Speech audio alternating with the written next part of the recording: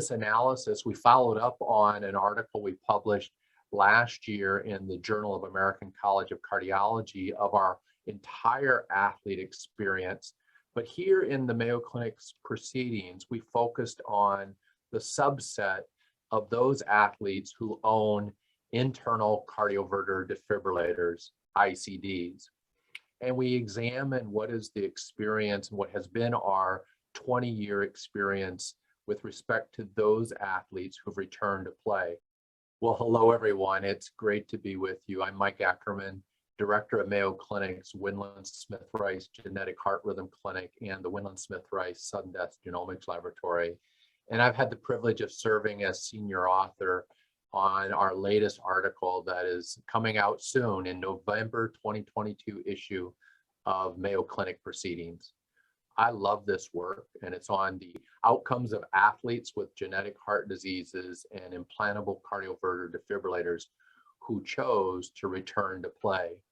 This work that you'll see in the November issue represents a 20-year experience in Mayo Clinic's Windland-Smith-Rice Genetic Heart Rhythm Clinic, where I've had the privilege of caring for thousands of patients, of which a subset are athletes. It's been highly controversial for decades until recently. The law of the land, if you will, has been, if in doubt, kick them out. That is, if you have an athlete with a genetic heart disease, it's like oil and water. It doesn't mix. They're not going to be allowed on the team. But that has changed. That view from a de facto disqualification to an embracement of shared decision making is slowly making its way as the hopefully the more appropriate way of navigating this very complex issue.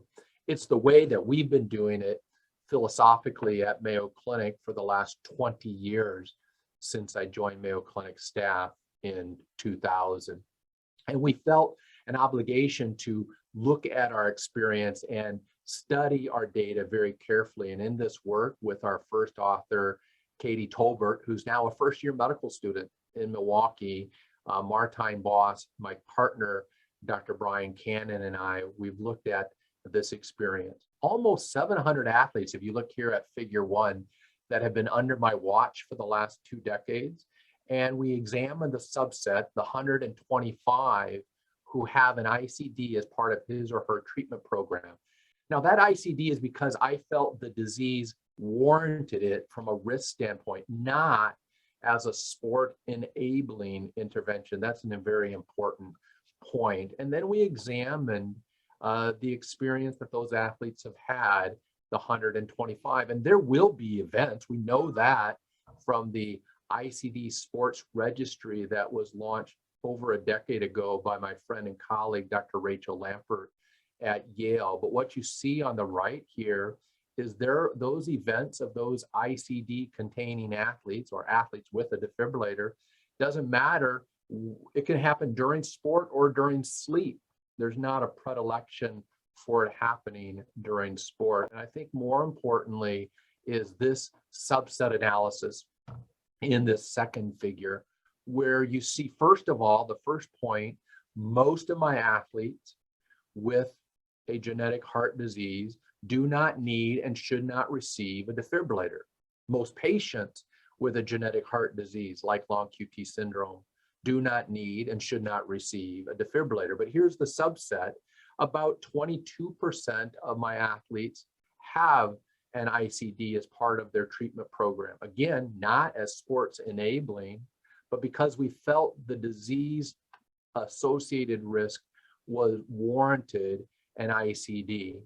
Now, overall, you can see the event rate here among those athletes with an ICD and those without. Now, if I did not think you needed a defibrillator, your annual event rate, non-lethal, but disease-triggered arrhythmia event rate is very low, 0.31 per 100 years. It's higher, obviously, 20 times higher if you own an internal defibrillator, because we felt that your risk was higher. But again, that overall event rate is about a 6% chance per year of having a non-fatal cardiac event, a faint, a seizure, a activation of the ICD device to terminate a VF episode and restore order to normal sinus rhythm. And we're gathering disease-specific event rates for those with an ICD and those without an ICD. And as you see here in figure 2 for long QT syndrome, again, 89% of my athletes with long QT syndrome do not own an internal defibrillator. And for the 11% that do, their event rate is higher. Why? Because I thought their disease needed ICD protection. And so yes, there's a overall 38-fold greater chance of having a spell if you are an athlete with long QT syndrome who own an internal defibrillator compared to those athletes where we did not feel that you needed an ICD.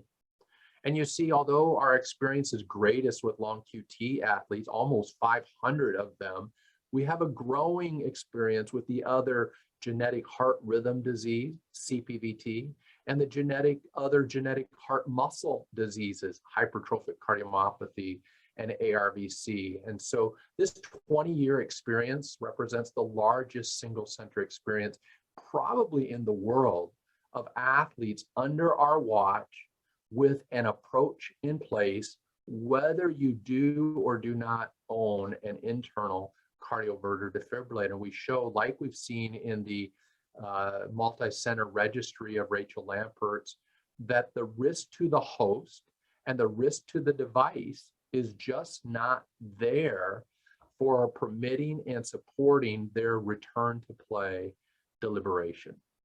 So this has been an observation that we will continue to study carefully. You can imagine that the stakes are high, that the event rates need to be incorporated into that shared decision-making process so that when we're sitting down with the athlete and his or her parents, if they're a minor, or whether we're sitting down with that adult athlete and whoever are the other stakeholders, they need to know what is the forecast. What is the perceived and anticipated risk of a disease-triggered event occurring during their sport or in that athlete? And I think we're starting to get some good data coming out of Mayo Clinic's Winland Smith Rice Genetic Heart Rhythm Clinic. I hope you'll look at the rest of the article, check it out in the November 22 issue of Mayo Clinic Proceedings. It's been a privilege to publish it there, and I hope you enjoy reading it as much as we enjoyed investigating it over the past years, our experience over the past 2 decades, and then putting it together in a way that I think is helpful and hopefully informative to you and to your practice. Thanks a lot. We hope you found this presentation from the content of our website valuable. Our journal's mission is to promote the best interests of patients by advancing the knowledge and professionalism of the physician community. If you are interested in more information about us, our homepage is www.mayoclinicproceedings.org. There you'll find access to information for our social media content, such as additional videos on our YouTube channel or journal updates on Facebook. You can also follow us on Twitter. More information about healthcare at Mayo Clinic is available at www.mayoclinic.org. This video content is copyrighted by Mayo Foundation for Medical Education and Research.